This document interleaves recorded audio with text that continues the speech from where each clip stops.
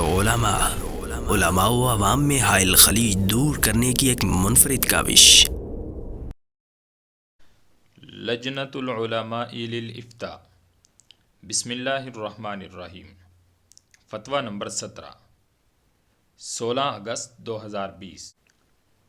سوال: اگر کوئی شخص اپنی بیوی کو ایک مجلس میں 3 بار طلاق کہہ دے تو کیا ایسی صورت میں طلاق واقع ہو جاتی ہے؟ قرآن و سنت کی روشنی میں رہنمائی فرمائیں۔ سائل: عمر دراز، تحصیل گوجرا، ضلع ٹوبہ ٹیکسنگ۔ جواب: الحمدللہ والصلاۃ والسلام علی من لا نبی بعدہ، اما بعد۔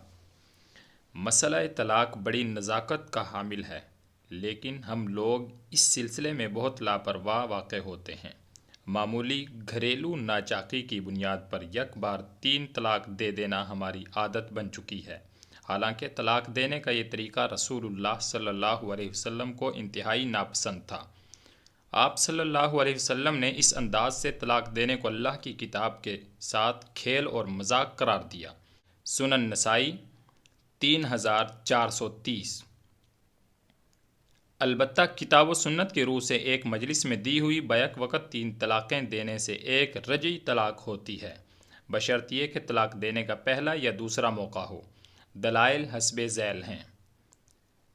نمبر 1، سیدنا ابن عباس رضی اللہ عنہ روایت کرتے ہیں کہ رسول اللہ صلی اللہ علیہ وسلم کے عہد نبوت، سیدنا ابوبکر رضی اللہ عنہ کے زمانہ خلافت اور سیدنا عمر رضی اللہ عنہ کے ابتدائی 2 سالہ دور حکومت میں 3 طلاقیں 1 طلاق کا حکم رکھتی تھیں، لیکن کثرت طلاق کی وجہ سے سیدنا عمر رضی اللہ عنہ نے کہا کہ لوگوں نے اس معاملے میں جلدی کی جس میں ان کے لیے نرمی اور آسانی تھی، اگر میں اسے نافذ کر دوں تو بہتر ہے۔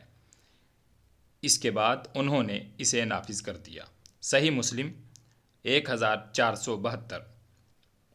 تاہم سیدنا عمر رضی اللہ عنہ کا یہ اقدام تعزیری و انتظامی نوعیت کا تھا، جیسا کہ اس بات کو کئی ایک حنفی اکابرین نے بھی تسلیم کیا ہے۔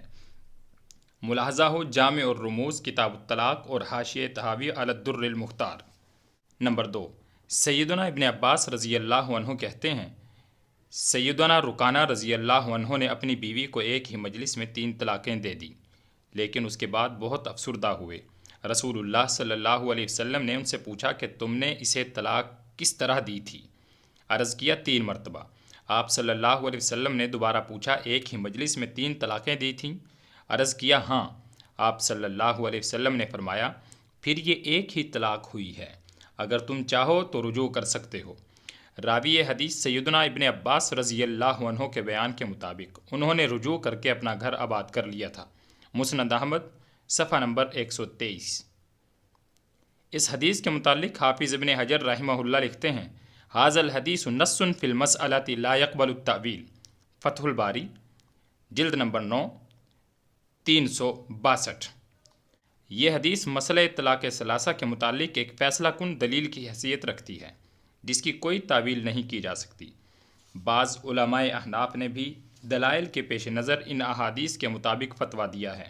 ان علماء میں مولانا پیر کرم شاہ، مولانا عبدالحلیم قاسمی، مولانا حسین علی واں بھچراں، مولانا احمد الرحمن اسلام آباد اور پروفیسر محمد اکرم برق سر فہرست ہیں۔ ان کے فتاویٰ کی تفصیل ایک مجلس میں 3 طلاق نامی کتاب میں دیکھی جا سکتی ہے۔ بہرحال ان حقائق کی روشنی میں ایک باغیرت مسلمان کے لیے گنجائش ہے کہ اگر اس نے ایک ہی مجلس میں 3 طلاقیں دی ہیں تو دوران عدت بلا تجدید نکاح رجوع کر سکتا ہے، اور اگر عدت گزر چکی ہے تو بھی تجدید نکاح سے اپنا گھر آباد کر سکتا ہے۔ قرآن و حدیث کا یہی فیصلہ ہے۔ اس کے علاوہ ہمارے ہاں رائج الوقت آئلی قوانین اور دیگر اسلامی ممالک میں بھی یہی فتویٰ دیا جاتا ہے۔ ایک ہی مرتبہ طلاق کہنے والی مذموم روش سے معلوم ہوتا ہے کہ سائل کو خود پر کنٹرول نہیں ہے۔ ہم یہ گزارش کرنا چاہتے ہیں کہ غصے، غمی یا خوشی کی حالت میں بے قابو ہونے کی وجوہات کو تلاش کریں۔ نماز، روزہ، ذکر و اذکار اور تلاوت قرآن کریم کی پابندی کیا کریں۔